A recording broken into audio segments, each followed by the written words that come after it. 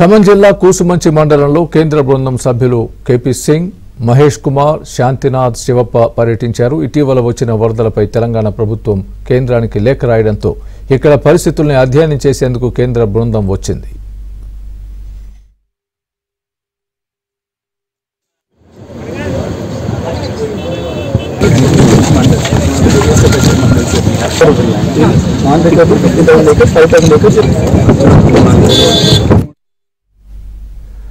నాయకన్గూడెం, పాలేరులో పర్యటించిన కేంద్ర బృందం సభ్యులు వరదలకు దెబ్బతిన్న పంట పొలాలను, వరద ఉధృతికి గండిపడిన సాగర్ ఎడమ కాలువను, రహదారులను పరిశీలించారు.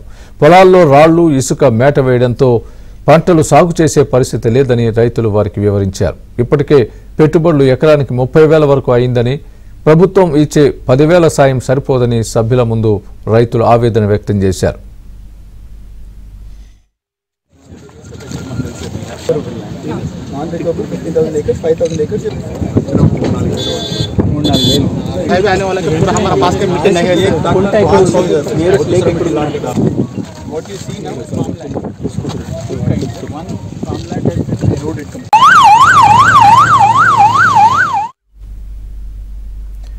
ఎవరూ అధైర్యపడవద్దని, కేంద్రం అండగా ఉంటుందని బృందం సభ్యులు వారికి భరోసా ఇచ్చారు. అనంతరం దెబ్బతిన్న రహదారుల్ని పరిశీలించిన బృందం సభ్యులు కలెక్టర్ ముజామిల్ ఖాన్, వ్యవసాయ అధికారులను వివరాలు అడిగి తెలుసుకున్నారు. తాము పరిశీలించి నివేదికను తయారు చేసి కేంద్ర ప్రభుత్వానికి ఇస్తామని, వరదలకు నష్టపోయిన వారిని కేంద్రం ఆదుకుంటుందని వారు తెలిపారు.